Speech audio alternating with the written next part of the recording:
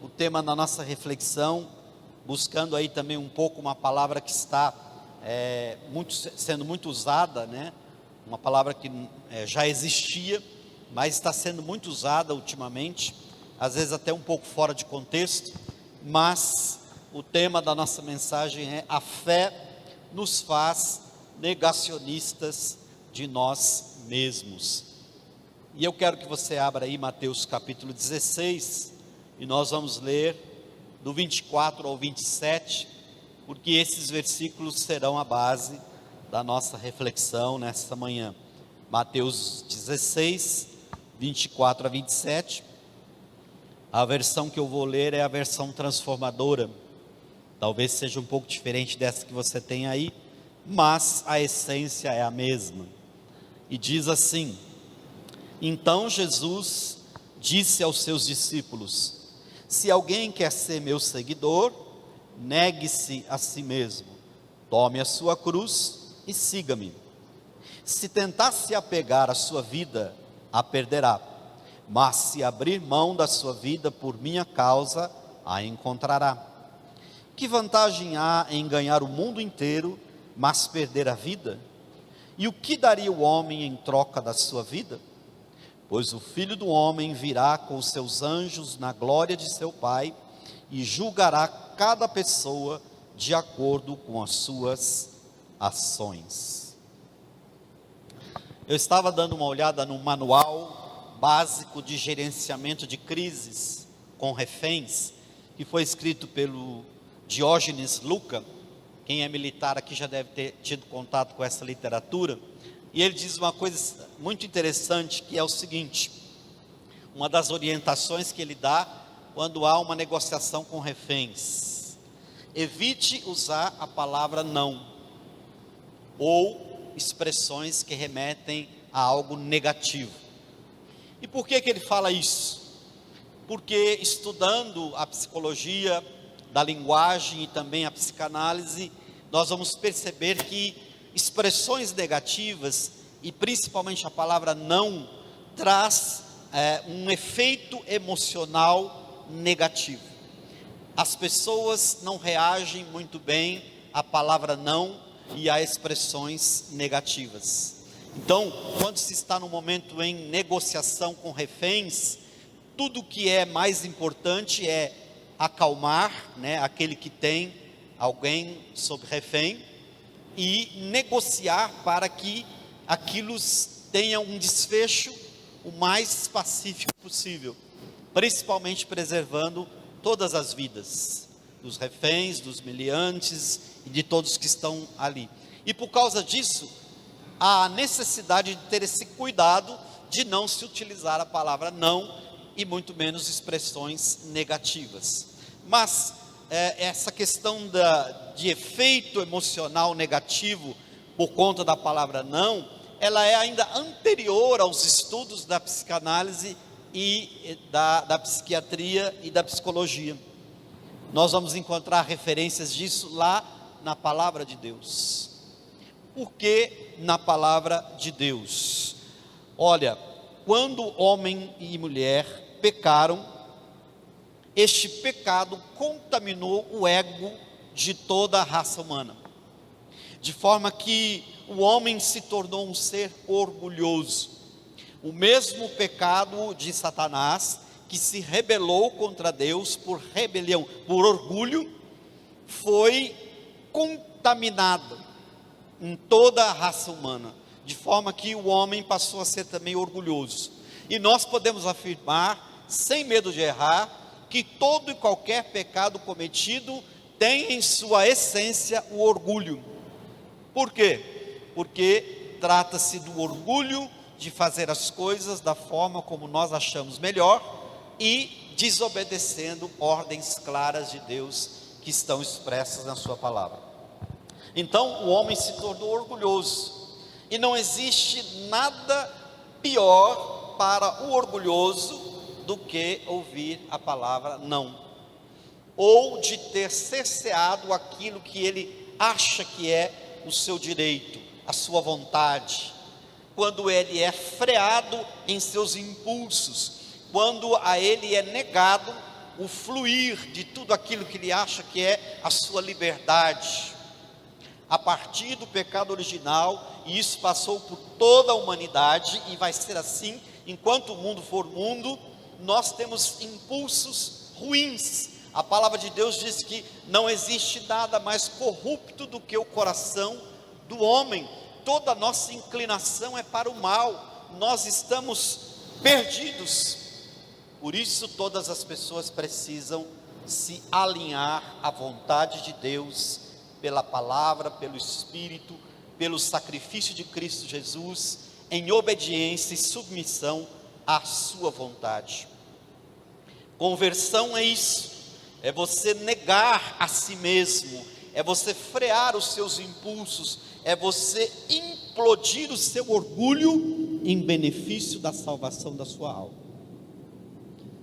Por isso, o ser humano, por essência, não recebe muito bem palavras negativas, expressões negativas, e muito menos a palavra não. Quer um exemplo prático para você pensar sobre isso? Veja o efeito psicológico que tem a palavra não sobre uma criança. Quando você diz a palavra não, a disposição daquela criança é testar a sua autoridade até o limite máximo. Ela não recua no primeiro não. É preciso vários nãos para que ela se convença quem está ali numa posição de autoridade.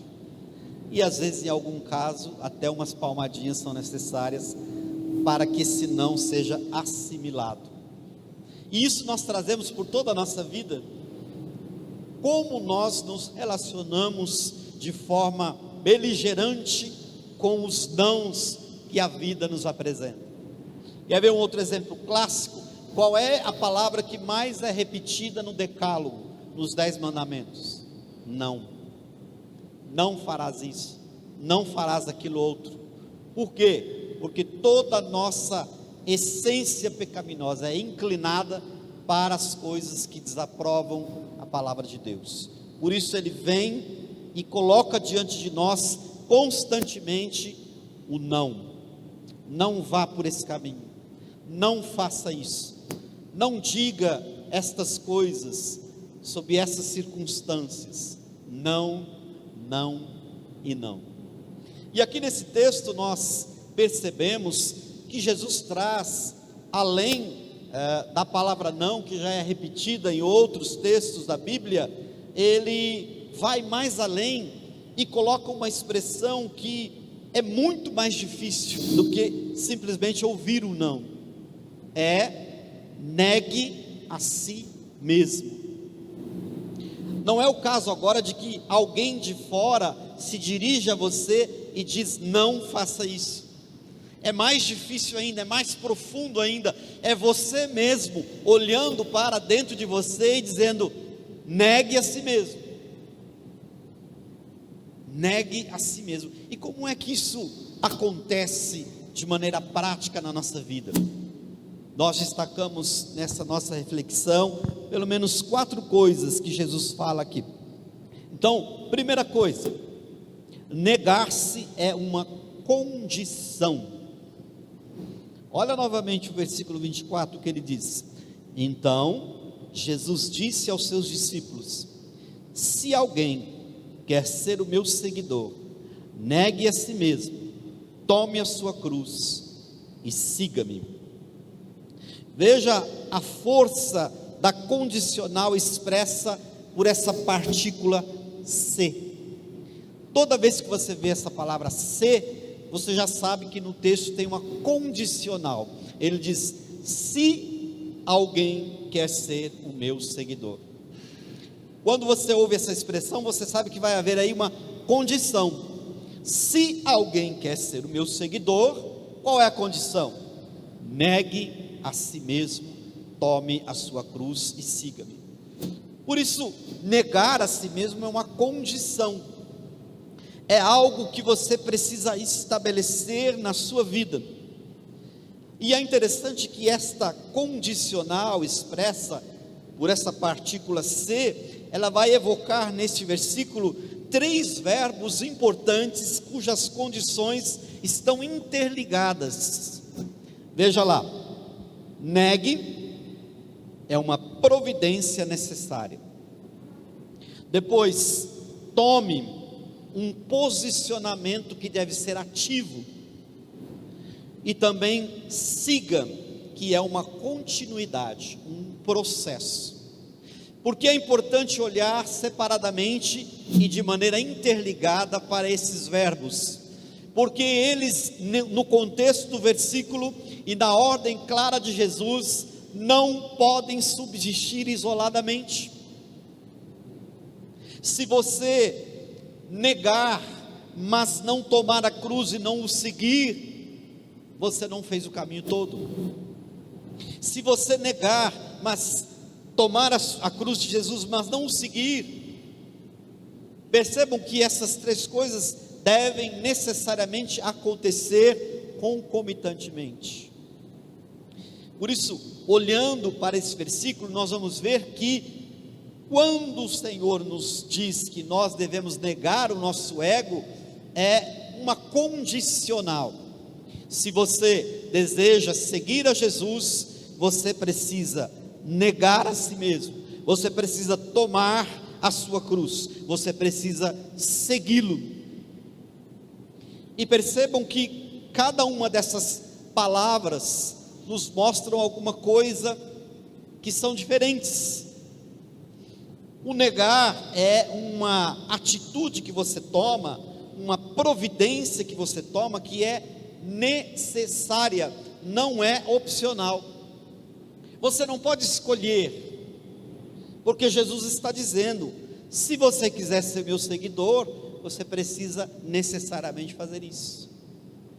O tome é um posicionamento ativo. O que é um posicionamento ativo? Existem aquelas coisas que são passivas e são aquelas coisas que são ativas. Uma coisa passiva é uma ação que você permite que haja sobre a sua vida sem você necessariamente fazer alguma coisa. Mas um posicionamento ativo requer de você providências, requer de você atitudes, requer de você ações práticas que levem a essa condição. E o outro verbo, seguir, ele demonstra uma continuidade, um processo. Você não pode seguir a Jesus hoje e amanhã não segui-lo. Você não pode seguir a Jesus até as vésperas da sua morte e depois não segui-lo mais. Não existe essa possibilidade de negociação para aquele que quer ser um seguidor de Jesus. Percebam como essas três palavras estão interligadas.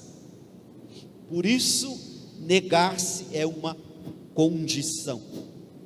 Em Filipenses capítulo 2, verso 12, nós vemos assim: assim, meus amados, como vocês sempre obedeceram, não só na minha presença, porém muito mais agora na minha ausência, desenvolvam a sua salvação com temor e tremor. Olha como esse verbo desenvolver remete a um processo. Uma coisa que está em desenvolvimento é algo que está passando por um processo. E ele está dizendo que nós precisamos desenvolver a nossa salvação. É óbvio que quando nós falamos sim para Jesus, nos convertemos, fazemos dele o nosso Salvador e Senhor pessoal, nós somos imediatamente declarados justos. Mas a partir daí começa um processo de santificação que é realizado pelo Espírito e pela palavra, que a Bíblia diz que sem a qual ninguém verá a Deus. Começa a partir daí um processo de limpeza, começa um processo de substituição de padrões antigos que estavam errados. Começa a partir daí um processo de substituição de costumes, de ideias, de posicionamentos, de ideologias, que só é possível pela palavra, pelo Espírito, um trabalho de parceria nosso com o nosso Deus, e isto é desenvolver a nossa salvação. Por isso, negar-se é uma condição. Quando Jesus estava dizendo para os seus discípulos, e está dizendo para mim e para você nessa manhã, que é necessário negar-se, Ele está trazendo juntamente com essa frase, uma condicional. Não é de qualquer jeito, não é uma frase de efeito, como se fosse uma palestra motivacional, não é uma ideologia, não é uma ideia abstrata, não é um dito filosófico, é uma verdade essencial que nós precisamos assimilar e, mais do que isso, trazer à prática no nosso dia a dia. O segundo ensino que nós pegamos nesses versículos é que negar-se é também uma decisão. No versículo 25 ele diz assim: se tentar se apegar à sua vida, perderá, mas se abrir mão da sua vida por minha causa, a encontrará. Percebam que o Senhor aqui coloca diante de nós opções. Por isso, negar-se é uma decisão, é algo que está posto diante da minha vida e da sua vida, mas que nós precisamos decidir. Ninguém é obrigado a aceitar Jesus, ninguém é obrigado a segui-lo, mas se o fizer, existem então as condições. Por isso Deus coloca diante de todas as pessoas essa decisão, e essa decisão precisa ser analisada, precisa ser olhada com muita seriedade, porque é uma decisão importante. Aliás, é a decisão mais importante de toda a sua vida. Essa decisão é tão importante que ela sobrepuja, por exemplo, a importância de decidir sobre com quem você vai passar o resto da sua vida, com quem você vai se casar. Essa decisão é mais importante do que isso. Essa decisão é mais importante do que a carreira profissional que você vai escolher, a universidade que você vai cursar. Essa decisão é mais importante que essas coisas. Por quê? Porque é uma decisão que se toma aqui, neste momento, mas ela vai te projetar para a eternidade. Todas as outras decisões que você fizer vão ser importantes, mas elas estão limitadas a essa vida. Mas a decisão de seguir a Jesus é uma decisão que te projeta para a eternidade. É quando você faz aliança com Deus, e por causa dessa aliança, Ele aplica sobre a sua vida as palavras que Ele disse aos seus discípulos: vou preparar lugar para vocês, para que quando eu vier, vocês possam ir onde eu estou. Então percebo que negar-se é também uma decisão, há uma decisão importante, urgente, que precisa ser tomada por todas aquelas pessoas que ainda não o fizeram.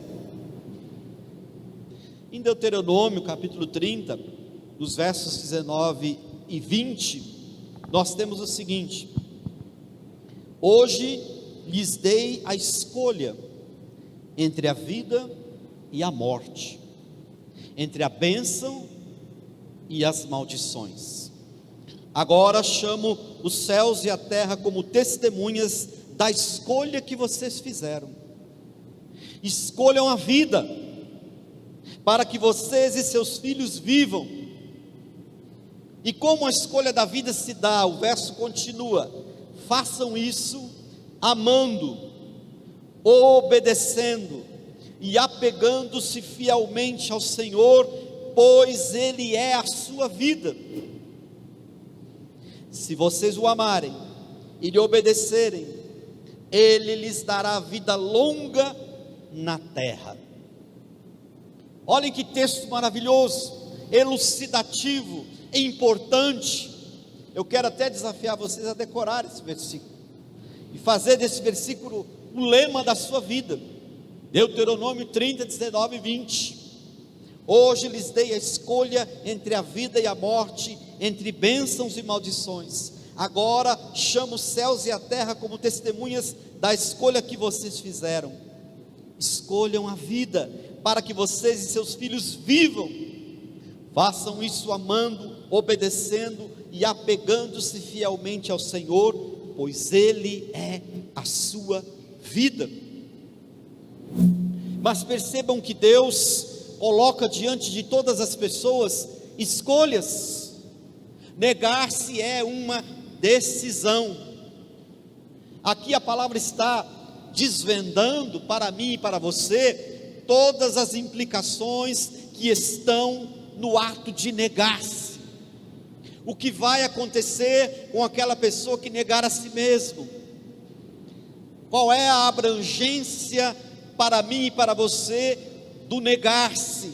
Quais decisões precisam ser tomadas e como essas decisões vão afetar a sua vida? Ele coloca diante de Israel e diante de cada um de nós que o que está posto diante de mim e de você é uma escolha para a vida ou para a morte, é uma escolha para a bênção ou para a maldição. Mas Jesus e o Senhor, pela sua palavra, não simplesmente coloca as opções e diz escolha. Ele dá uma dica: escolham a vida, para que vocês e seus filhos vivam. E ele diz mais: o Senhor é a sua vida. Portanto, é uma escolha que se toma com consciência, é uma escolha que se toma munido de todas as informações necessárias. Não é uma escolha feita na dúvida, na incerteza, com falta de informações. É uma dúvida que é desvanecida, porque você tem informações sobre o que fazer, mas mesmo assim você é livre para fazer essa escolha. A terceira coisa que nós vemos nesses versículos é que negar-se é também uma reflexão. O versículo 26 diz assim: que vantagem há em ganhar o mundo inteiro, mas perder a vida? E o que daria o homem em troca de sua vida? Aqui em muitos textos está vida, outros está alma. A tradução mais correta é alma. O que vantagem há em ganhar o mundo e perder a sua alma? O grego traz o termo psique. E o que daria o homem em troca da sua alma? São perguntas essenciais que até aquelas pessoas que não são muito afeitas à palavra de Deus, que desconhecem os princípios do cristianismo, pessoas que trabalham em nível apenas da filosofia, da psicologia, dos estudos das ciências sociais, levantaram e ainda levantam pelos séculos. Eles fazem essas perguntas para a sociedade e fazem essas perguntas para si mesmos. Que vantagem há do homem ganhar o mundo inteiro e se perder nisso tudo, perder a sua alma? E a outra grande pergunta, que tem aparência de filosófica, mas é essencialmente teológica: o que daria o homem em troco da sua alma?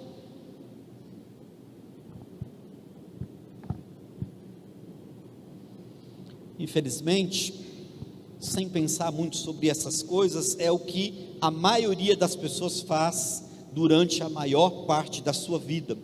Nós corremos de um lado para o outro para ganhar a vida. Nós nos consumimos para ganhar a vida. Nós corremos de um lado para o outro, fazendo graduação, pós-graduação, doutorado, mestrado, especialização, trabalhamos mais do que deveríamos, estamos sempre buscando uma posição melhor, um rendimento maior, aplicações, aquisições, estamos morrendo para ver se ganhamos a vida. É um paradoxo, mas é verdade. E a palavra nos chama a atenção: que vantagem há em ganhar o mundo inteiro e perder a sua alma? Jesus certa vez colocou essa questão de outra forma, contando uma parábola em que alguém que era agricultor expandiu a sua área de plantio, colheu muito mais do que estava acostumado, construiu novos celeiros, e esses celeiros ficaram abarrotados, e ele então disse para si mesmo: agora a minha alma pode descansar, porque já tenho sustento para muitos anos.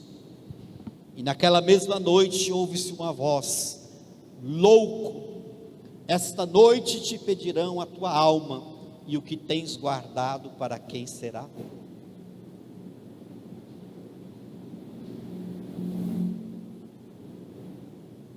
Eu não estou desqualificando a necessidade de você buscar uma formação,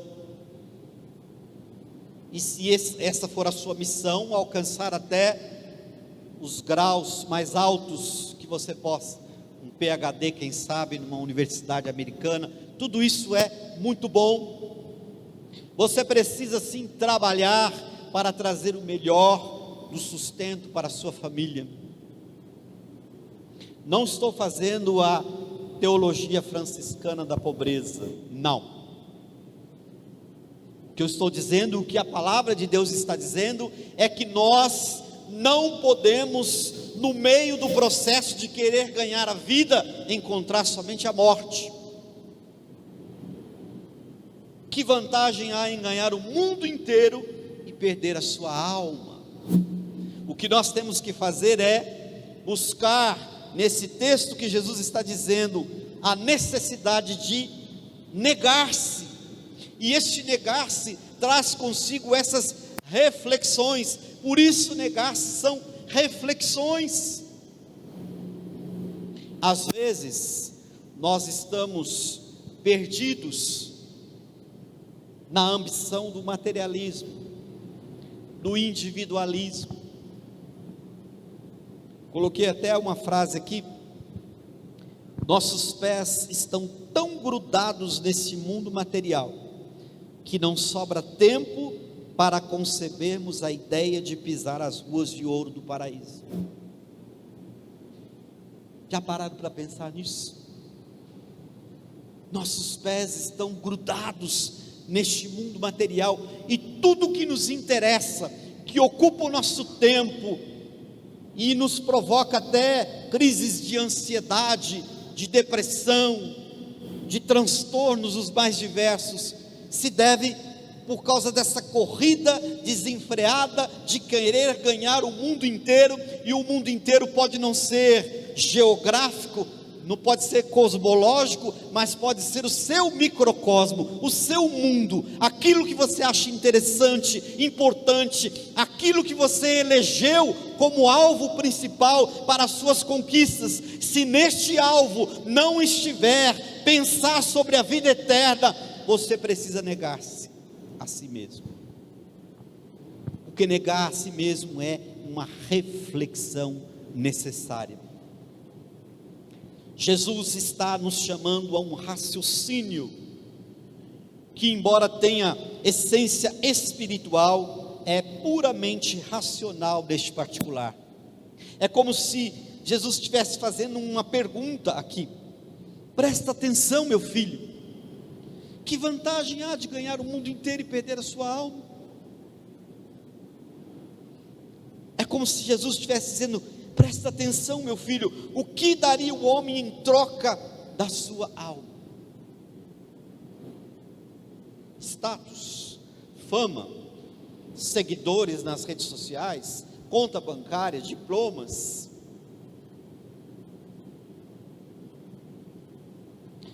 1 aos Coríntios capítulo 15, verso 19, Paulo diz assim: se a nossa esperança em Cristo se limita apenas a esta vida, nós somos as pessoas mais infelizes deste mundo.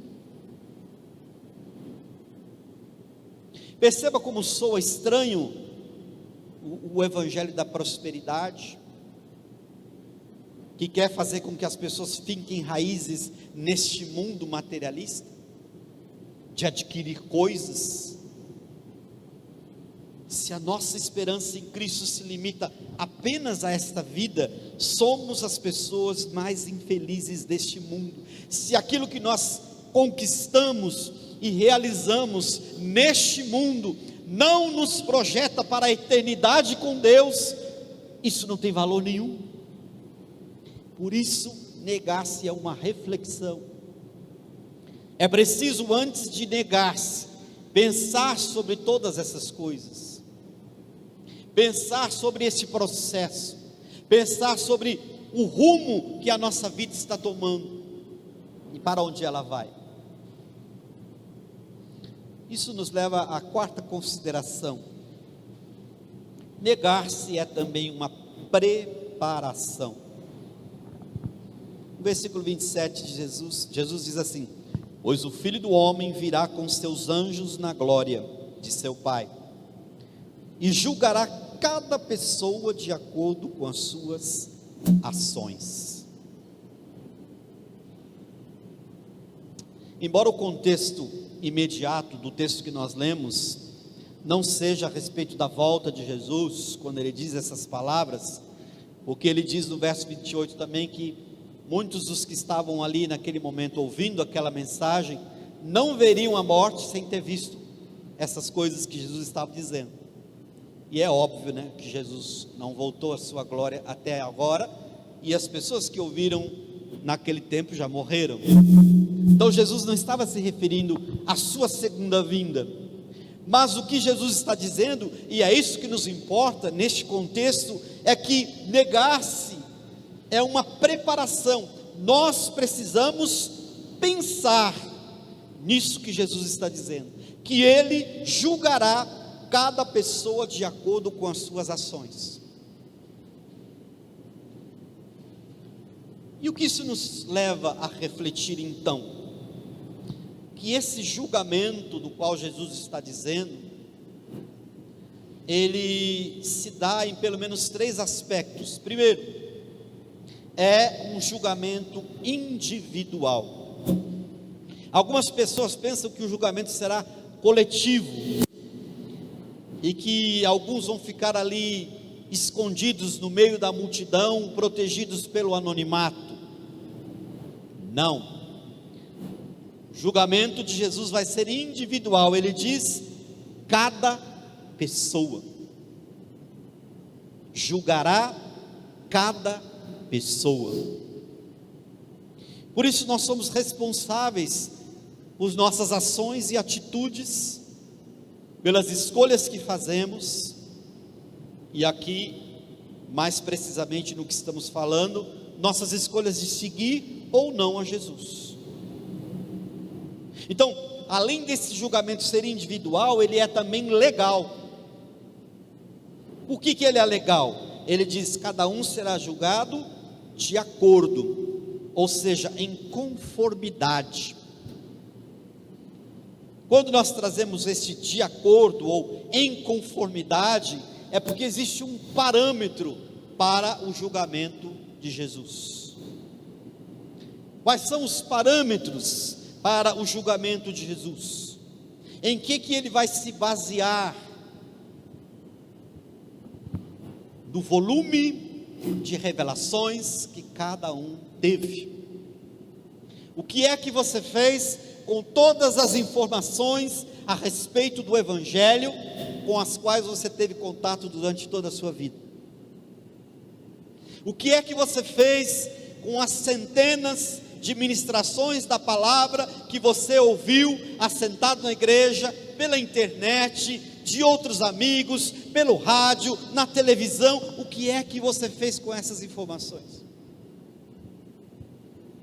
Então, esse julgamento também é legal, porque ele tem parâmetros.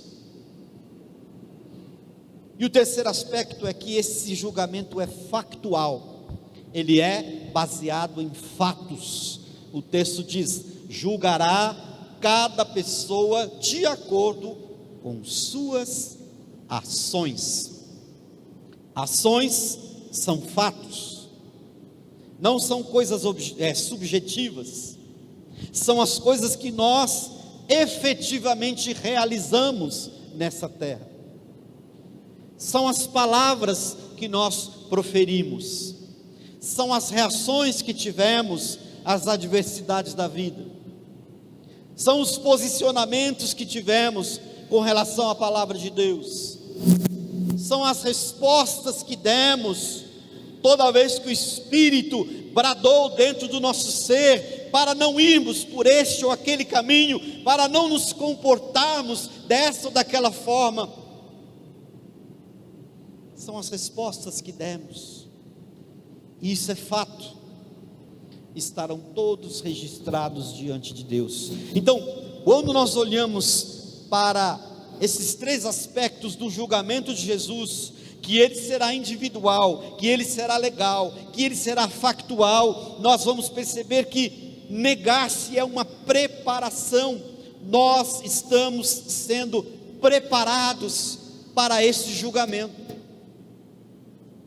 E quando este contexto imediato vai falar de julgamento, não é simplesmente um tribunal onde vai ser avaliado o réu e vai ser proferida uma sentença, pelo menos não para aqueles que são filhos de Deus. O que a palavra de Deus diz, que aquele que está em Cristo é nova criatura, as coisas velhas já passaram, eis que tudo se fez novo. E a palavra de Deus também diz que aquele que está em Cristo, para este já não há condenação. Ora, se não há condenação, qual a necessidade de haver um julgamento? Julgamento nesse contexto é uma avaliação severa de todo o nosso comportamento aqui na terra. Por isso, negar-se é uma preparação. Nós precisamos nos preparar para o confronto épico da história da nossa vida aqui na terra. Qual é o confronto épico da história, da nossa história registrada aqui neste mundo? É quando nós encontramos conosco mesmo, é quando nós batalhamos contra o nosso eu, é quando nós olhamos no espelho cósmico e percebemos que tudo aquilo que nós temos e somos, se não for filtrado, transformado pelo poder do Espírito Santo, não vai restar nada que preste. Essa é uma constatação difícil, essa é uma percepção muito complicada. Por quê? Porque o orgulho, da qual eu falei no começo, que é o pecado que nós trazemos, ele não gosta muito deste confronto, ele não gosta muito quando nós olhamos para nós e vemos que somos falhos, que somos imperfeitos, que toda nossa inclinação é para o mal. O apóstolo Paulo já cita isso: miserável homem que sou, o bem que quero fazer eu não faço, o mal que eu não quero, esse eu pratico. Quem me livrará do corpo dessa morte? Mas isso não é a canção da derrota, essa não é a declaração pessimista, esta é uma música de louvor e adoração a Deus, porque ele não para aí, ele continua dizendo: mas graças a Deus que nos dá a vitória por meio de Jesus Cristo, nosso Senhor e Salvador. Nele nós somos aquilo que Deus deseja que sejamos. Portanto, queridos, negar-se é uma preparação. Ninguém vira a chave em questão de segundos. como os pregadores do evangelho coach estão querendo. Não existe uma chave que é entregue. O que existe é uma preparação, uma análise muito séria, para então proceder-se o negar-se. Em Hebreus capítulo 2, verso 3, nós lemos assim: o que nos faz pensar que escaparemos se negligenciarmos esta grande salvação, anunciada primeiramente pelo Senhor e depois transmitida a nós por aqueles que o ouviram falar? Essa salvação foi anunciada primeiro pelo Senhor Jesus, aqueles que o ouviram, que são os apóstolos, e depois transmitida a nós por esses apóstolos. Mas a pergunta é séria, a pergunta é grave. Ele diz assim: o que nos faz pensar que escaparemos se negligenciarmos essa grande salvação? Aqueles que negligenciam a salvação que há em Cristo Jesus estão baseados em quê para achar que vão escapar da aflição, do terror eterno, do viver eternamente distante de Deus, da sua bondade, da sua graça? Por isso, negar-se é uma preparação. O Senhor nos chama para que nos preparemos. Na conclusão, nós podemos colocar o seguinte: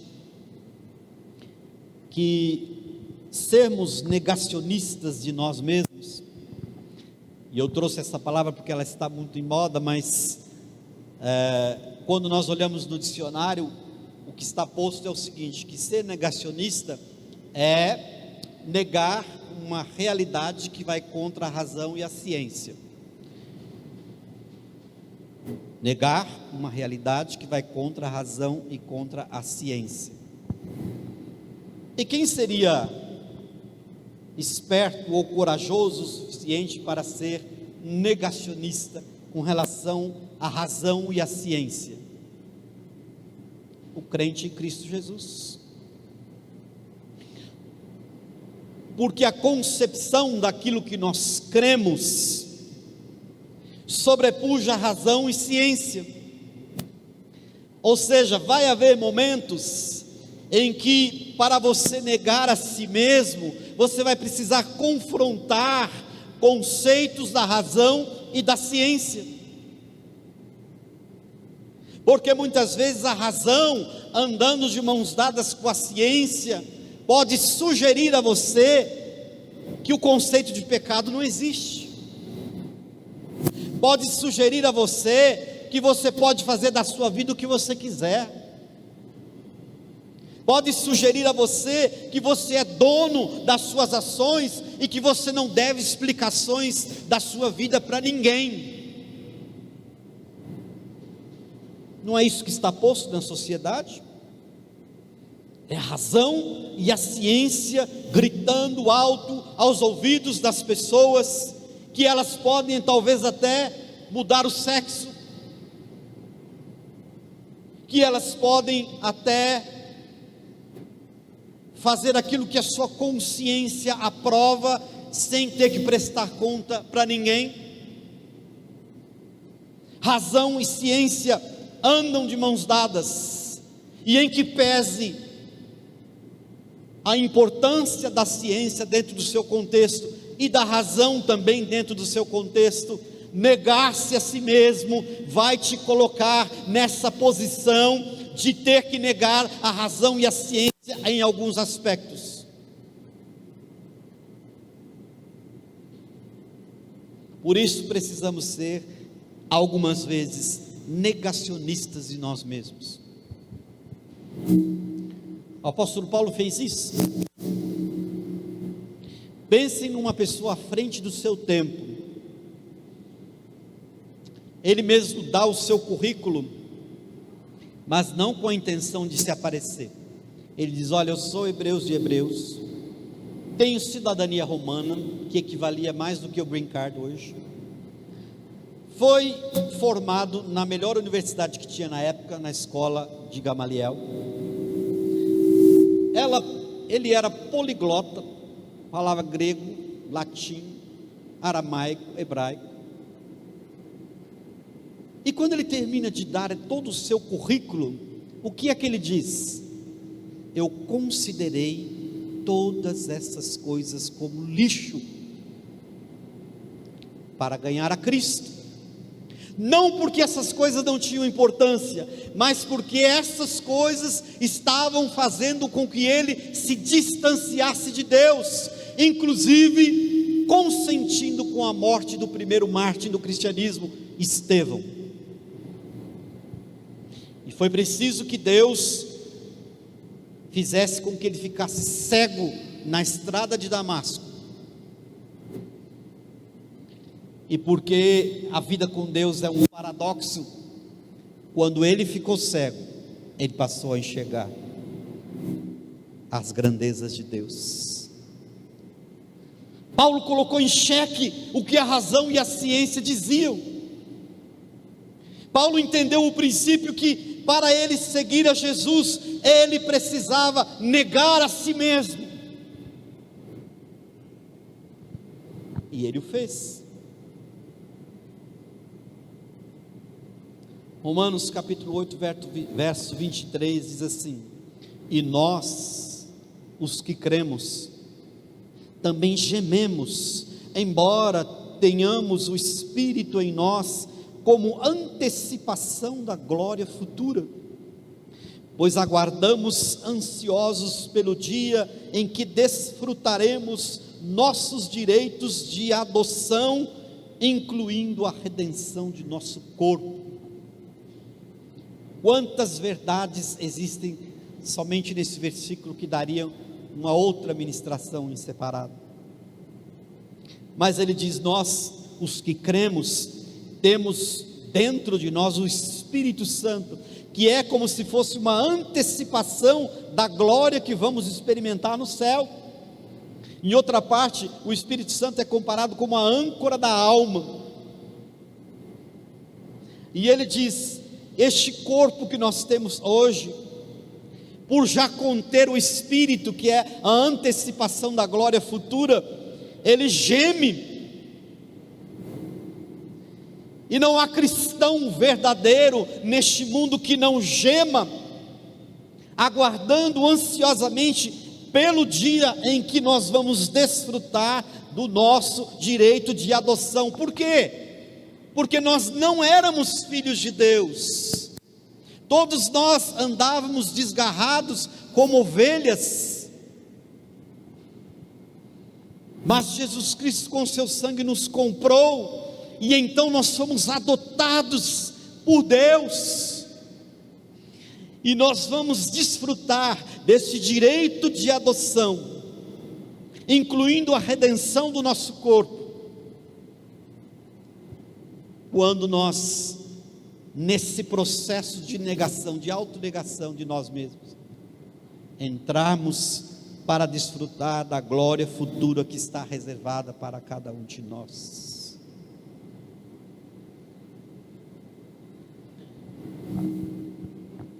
Nós precisamos pensar muito sobre essas coisas, porque se o fizermos, nós vamos perceber que mesmo nós, que já iniciamos essa caminhada com Deus, vamos perceber que falta muito ainda para caminhar. Tem muito de nós dentro de nós que não deveria estar em nós. Tem muito de nós dentro de nós que nós não permitimos ainda ao Espírito transformar, ressignificar, ou em alguns casos aniquilar. E isso é o processo de negar-se.